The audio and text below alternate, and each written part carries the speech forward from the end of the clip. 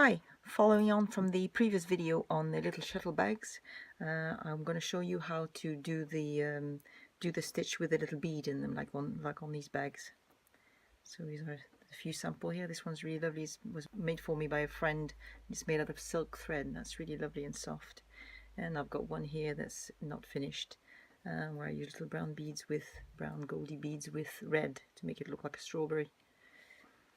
So to start off, what you have to do is to put all the beads on your shuttle before you start your work. So you would need, as you can see, say these have got 14 rings per round, so that means 14 beads for each row that you're making. So you could get an idea of how many beads you'd need for a little bag like that.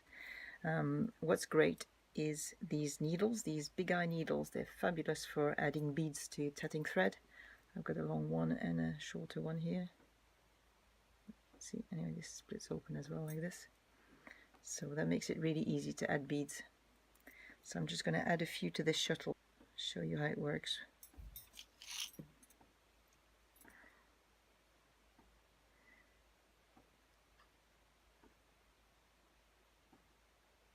So just quickly adding a few beads to my thread.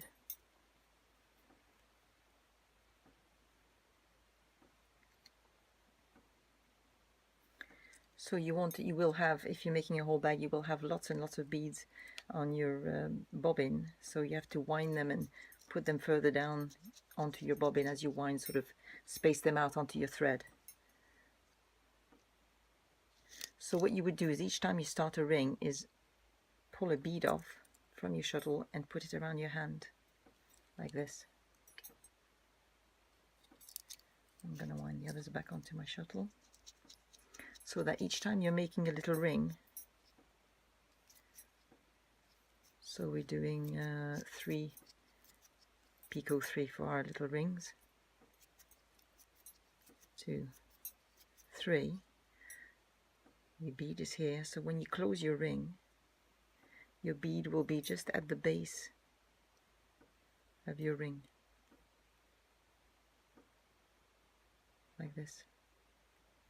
So that's all there is to it, really. So it's exactly the same principle as how I showed you how to make the bags in the previous video with the mignonette stitch.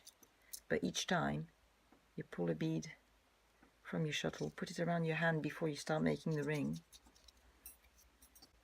and then make the next ring. 1, 2, 3. I'm going to join here.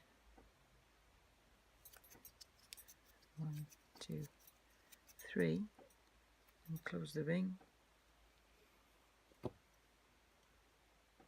and your bead is right there at the base of your ring.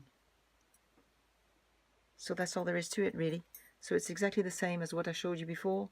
They're all rings spaced with a tiny bit of bare thread, but each time you make the rings with the beads, you slip a bead onto your left hand before you make the ring, and when you close your ring, the bead will end up right at the bottom there of your ring. That's it. See you next time. Bye bye.